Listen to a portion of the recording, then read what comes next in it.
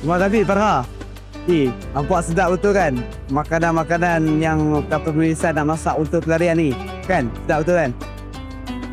Betul Zakrul. Kita kan nak sediakan juadah untuk orang berpuasa. Jadi kenalah masak sungguh-sungguh dan penuh kasih sayang. Lagipun, memberi makan ataupun sediakan juadah iftar ni adalah sebahagian daripada sejenis sedekah. Jadi dia pasti akan ada kelebihan dan ganjarannya tersendiri.